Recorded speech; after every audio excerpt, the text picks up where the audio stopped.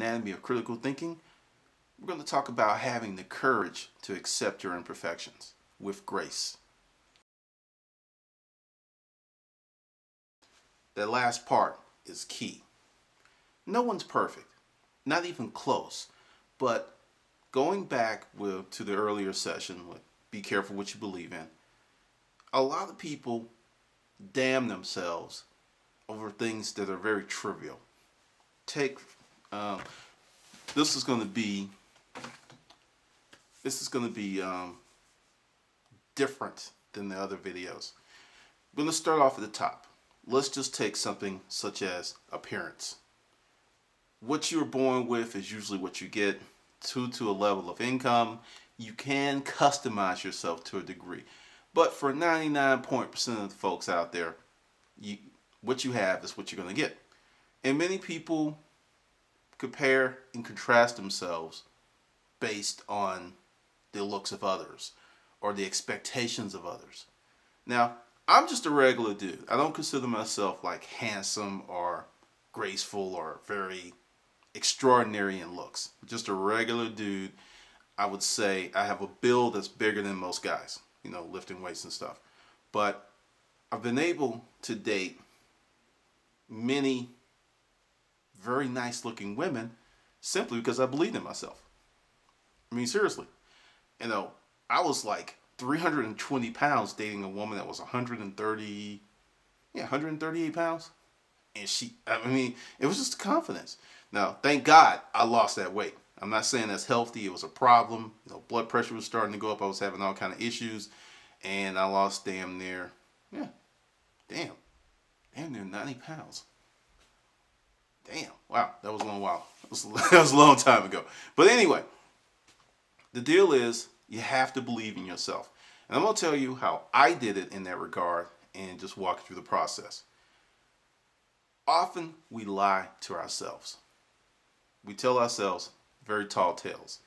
I'm good enough, or that's the way it's supposed to be, or whatever.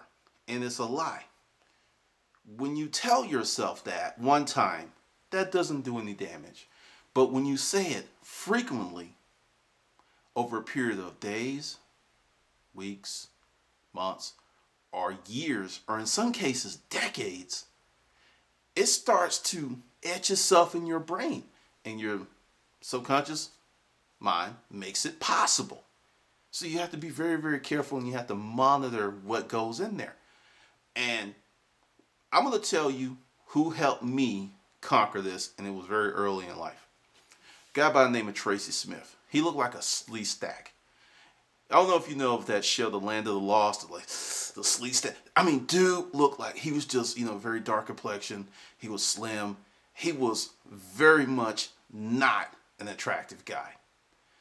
He was Shabba Ranks before Shabba Ranks. And I noticed something about Tracy.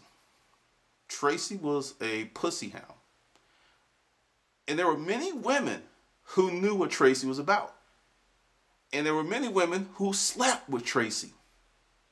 Even with it being out there that he would do that. At that point, a part of my mind opened up. And I started to look at why people behaved the way that they did versus just going, that's crazy. No, there's a reason. There's cause and effect, cause and effect. It just didn't happen in a vacuum. So Tracy was a friend. So I just started kind of hanging around. I just started watching what happened. Now, Tracy was a very good dancer. This was late 80s, going into the 90s. Very good dancer. Go to the club. He would be on the floor for 2 or 3 hours. Number one, he could dance well. But I thought it was because he could dance that he got the chicks, and that's not it. Because he danced well, he had an extremely healthy sense of confidence. It was so thick. He would walk in the room. We're going out. I used to be stationed at Fort Mac. We would go to the club. There was Sensations on Covenant Highway. Sometimes 8, 15 cars deep. Just heading out. We take our own chicks with us. We go there. We have a good time. We go out with Tracy, walk in the place. Tracy's like, I'm going to get her. And before you know it, he was gone. Next thing you know, I didn't care who was there. I don't care if she was sitting with her mother. He would go over, introduce himself, and talk to her. And 90% of the time, he won. He didn't get every chick, but 90%. I mean, he won way more than he lost. And he do this, and and it was funny how when you're not ready to receive something that may be in your face, because I didn't figure it out until years later. I had all this information, but I didn't have the perspective and the tools to dissect it. Number one, his confidence came from perfecting his dancing. He worked very hard. I mean, he would practice in his room. They would do routines in the hallway. He did this hard. I mean, he, like Saturday, 4 hours practicing. So that was, confidence just didn't, ooh, I'm confident. He came confident because he practiced so hard that he got better and better and better.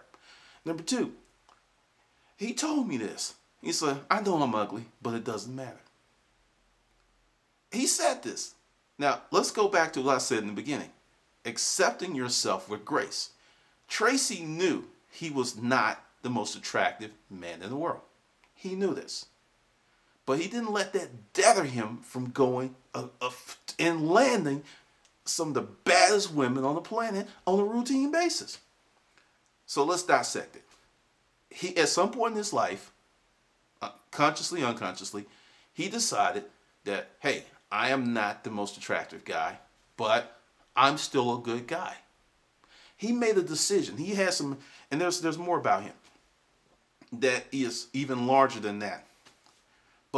And I used to talk to him and stuff, and he knew where he was, but he didn't go, I'm not the most attractive guy, woe is me. He didn't take that approach. It's like, I'm not the most attractive guy, but damn that, I'm still going to do my thing. And he moved forward. Now, this is the other side of that wonderful mindset, because when you're young, you really don't see things the way that you should. Well, a warrant officer, at the time, there was like CW 1, 2, 3, and 4, and I think 4s were like on the same par, or at least pay-wise, as majors. Well, he wanted to be a warrant officer, and they were phasing out the program, but warrant officers were kind of on the island. They would just do their own damn thing. Well, he said, I'm going to be a warrant officer, and I'm going to fly choppers. And that's what he wanted to do. Competition, whatever. Just like he worked on his dancing, like he worked on everything else, he started practicing, taking the test. And then, I'm walking to the mess hall, and I see him, and he's beaming. And I just knew, I was like, you got it, didn't you? Yeah, I'm going to warrant officer school. Took him 9 months. Now, the thing is, people were saying, you can't do it, there's too much competition. Once again, when you do stuff, and you develop confidence through action, not what I call faux self-esteem, when people are like, you're good, you're good, you're good. That's not real confidence. When you've been through hell and high water, and it didn't break you, and you didn't just thrive, you survived. That's a different level of confidence. That's a totally different level of confidence. That's the type of confidence, doing Maddie Ryan, what I saw at the Dome yesterday.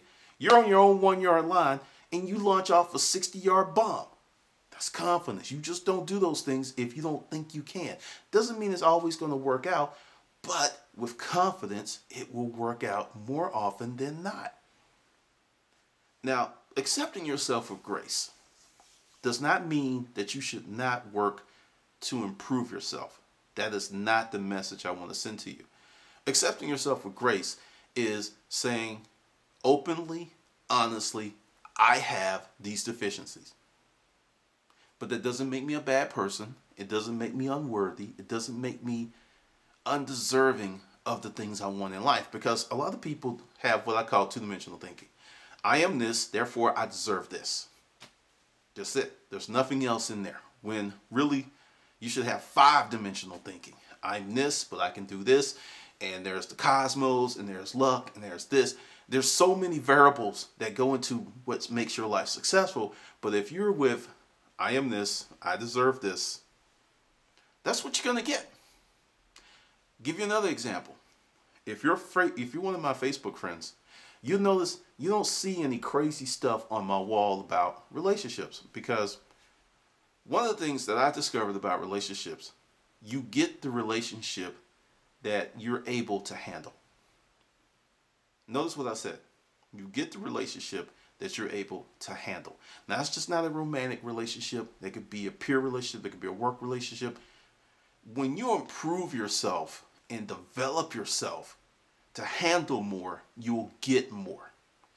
If your relationships suck, if your relationships are not fun, 50% of the problem is you.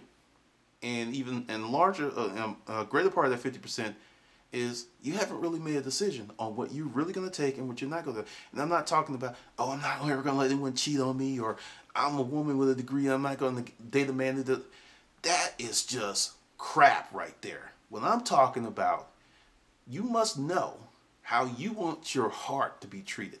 All that other stuff is superficial, doesn't matter, because you wasn't born with it, and when you die, you're not taking it with you. But what makes your heart filled with joy? What does that?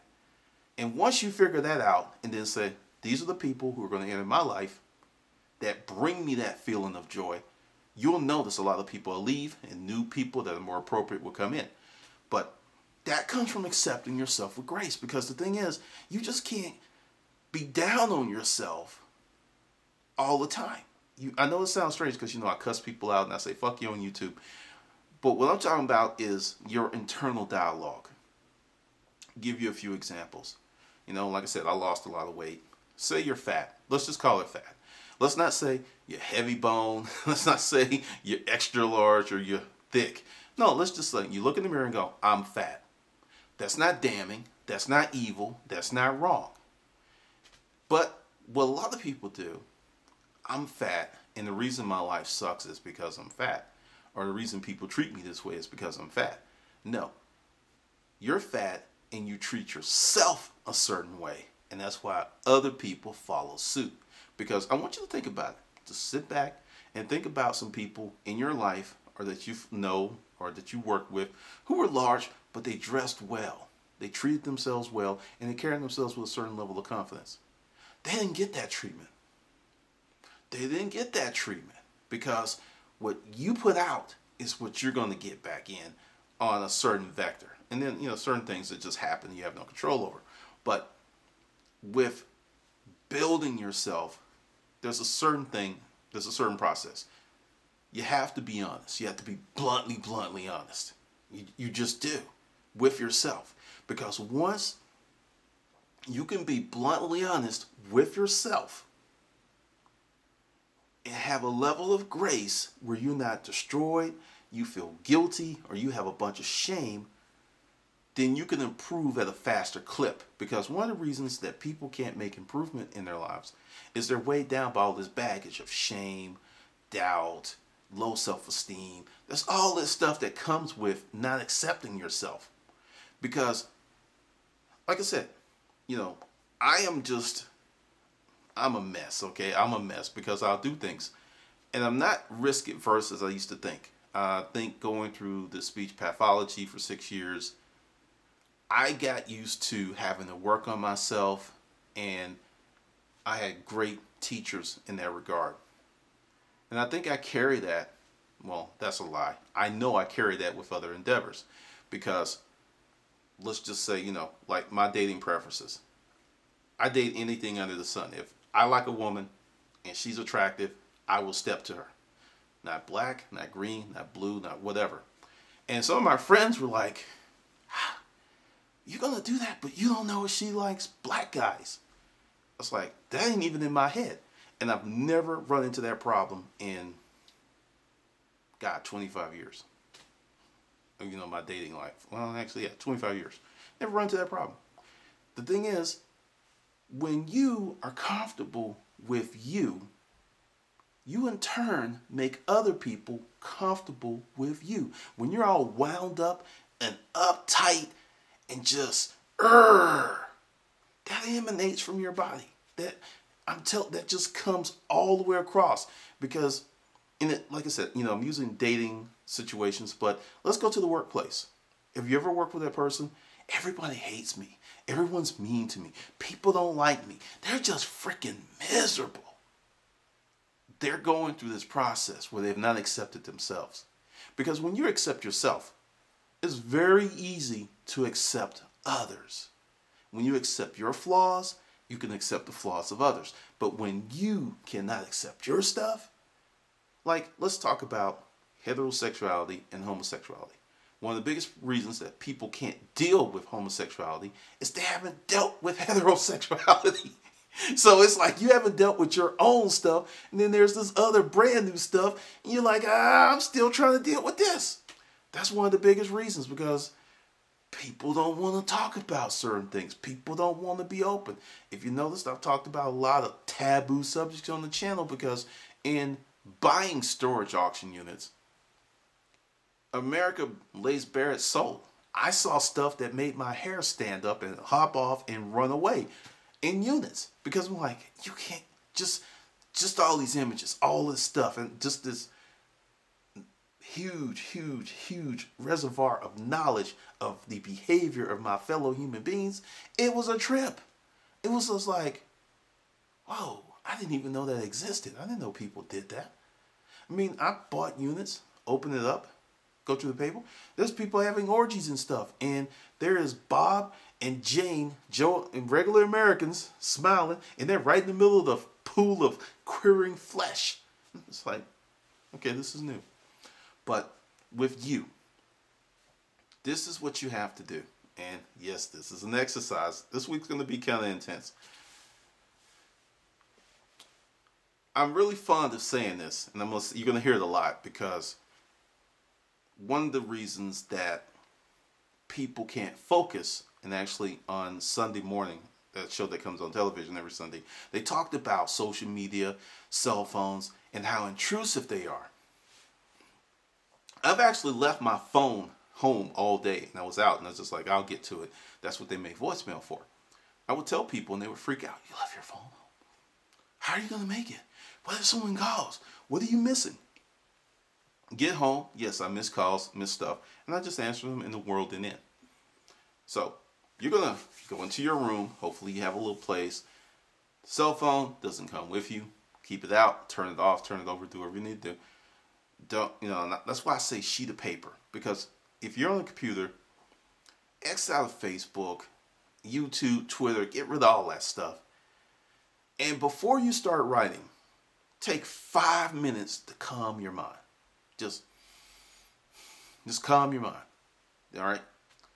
So what you're going to do is, and this is for you, I highly suggest you never show it to anybody. And once you're done with the exercise, or you got in there, just burn it, run it through your shredder. Because this is strictly for you. Take a list and write down everything that you don't like about yourself. Everything. I mean, from your top of your dome to your toenails, whatever. Write it down. Then draw if you can, draw another line down a sheet of paper and put, I can correct this, I cannot correct this. I know this is one of those times we're using that word. Like, you cannot. Like, I have a huge head. Unless there's some kind of craniofacial surgery to shrink it down, I cannot change the size of this dome. So when I say there's certain things you can't, that's what I'm talking about. So you can't correct it, okay? And you going down there, it's like, this is the stuff you don't like. I can't correct this. And the stuff that you can correct, you circle. And you just go down the list.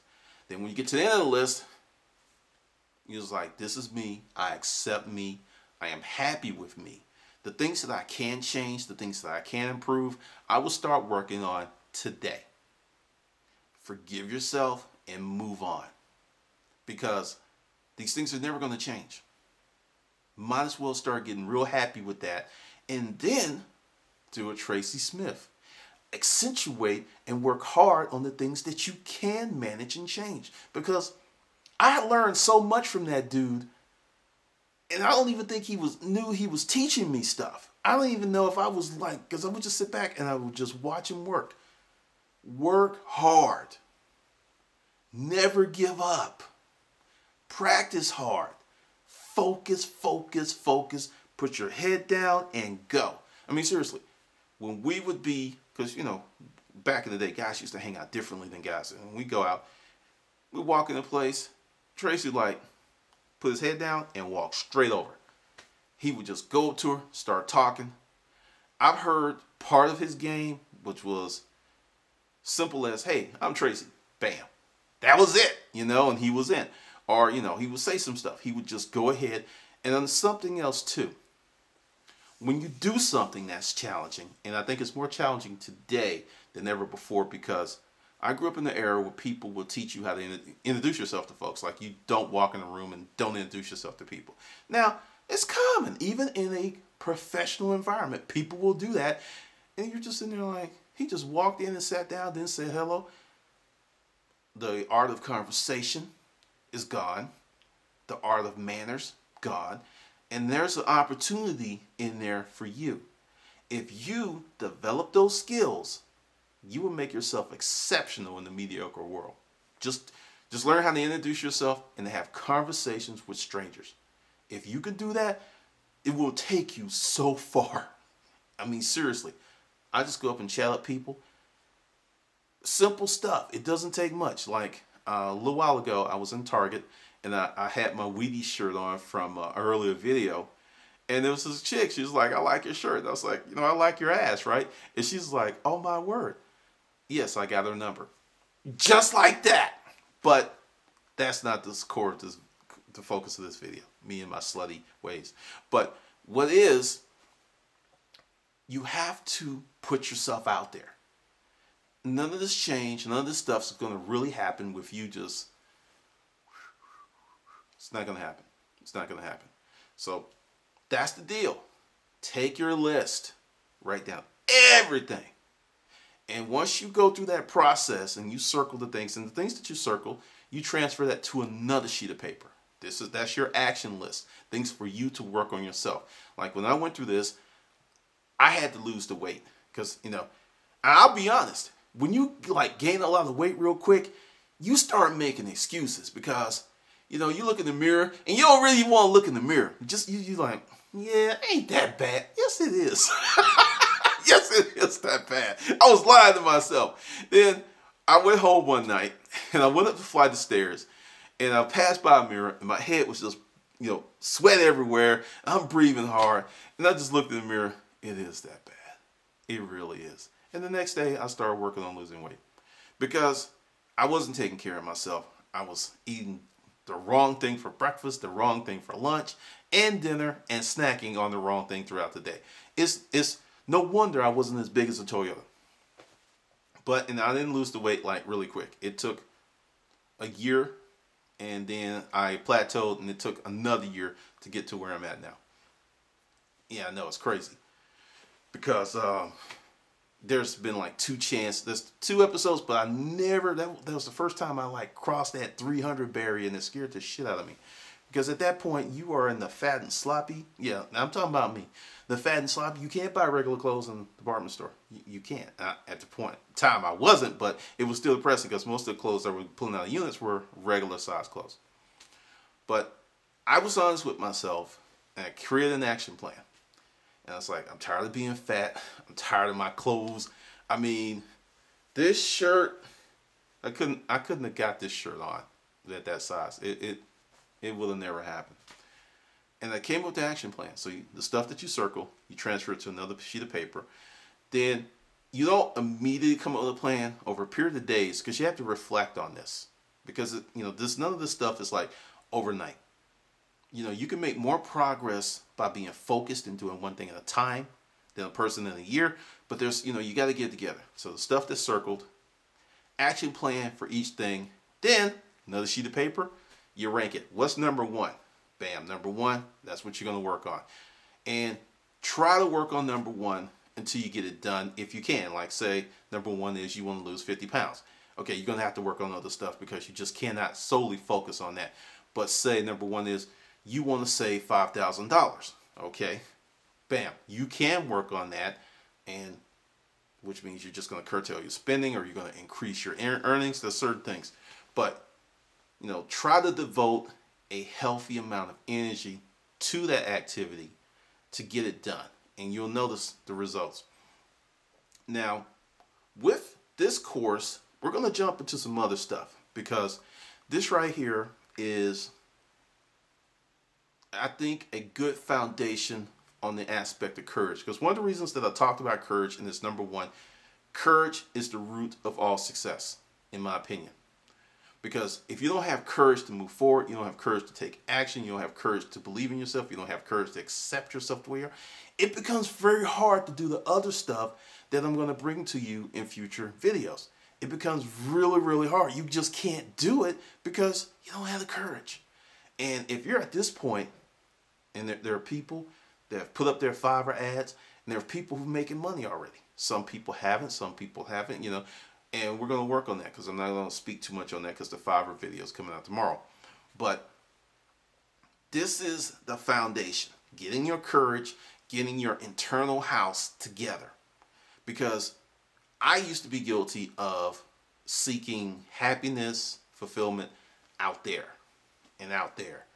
And it's a long search because it's not out there. It's in here. Once you get all this together, and this came from Brian Tracy, and this story. I heard it a long time. I was in my car, and it just stuck with me. On this story, I got from Earl Nightingale, and it's very pivotal into what I was just speaking about. There was this man, and he had this young son. They were home together one day. And boys have different kind of energy. Totally different kind of energy. And the father was working on a project, and he really didn't want to deal with his son. So he came up with a little task for him. He took a sheet of newspaper, and he tore it up in several strips. And he said, hey, these are your directions. I want you to put this back together again. And when you get that back together again, you come get me. And it was like, okay. And on the newspaper was a globe. It was a shot of the earth. And so the kid said, okay, Dad, I'll do it. Well,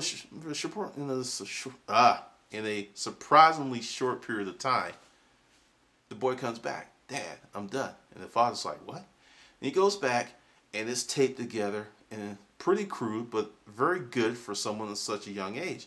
And the father says, hey, how did you put that world together so quickly? He said, well, on the back of the world, there was this man, a picture of this man. And I figured if you put the man together, then his world would come together. And it was just like, it's a cute little story, but it's very symbolic of what I'm talking about here. Because once you get yourself together, the world will come together. Because so many things can come to you. Because one of the things that I learned from my first failed 5 businesses, and they were failures because I lost money on the first 3. 4 and 5, I broke even. 6, 7, 8, 9, I made a lot of money. And the thing is, I didn't have the mentality in the beginning. You ever hear that thing in sports about someone having a killer instinct? I didn't have it. I would let people off the hook. I was such a nice guy. And I didn't realize something. I wasn't doing my job. Once I developed that killer instinct, and if you don't have it, you can develop it, everything changed. And no one was mad at me because people like someone who knows what they want. Don't be offended. Don't worry about offending anyone by knowing what you want. The problem is there are many people who want things that they haven't prepared themselves for. That's the problem. It's like if you want a BMW or a Mercedes or a Rolls Royce or a mansion on a cliff, I don't think there's anything wrong with that if you've done the things to give you the money to get that. There's nothing wrong with that. You can have at it. But if you're sitting at your house hoping and wishing that these things would come into manifestation, but you're doing nothing to bring them into the play, that's a huge problem. A very, very huge problem. But that's the deal. So from the top, sheet of paper, phone off. If you have young kids, try to do this when they're down because, you got to deal with your kids. If you got a spouse, just say, look, I need some time to work on this project. And you can tell them what you're doing. Because, when you're just like, hey, I need to be alone, people are like, what the hell you need to be alone? And make this a habit. Make it a habit of spending time with yourself without all the noise and all the filter, all the stuff going on, because you'll also be able to think. And when you're able to think, you're able to plan. And when you're able to plan, you're able to rise above where you are now. And that's the thing. That's why we're here. That's why we're doing this stuff. Okay, well, that's it for this video. This month's going to be a little different. Just a little different. It's going to be a wild ride. All right, this is Glendon, and I'll see you in the next video.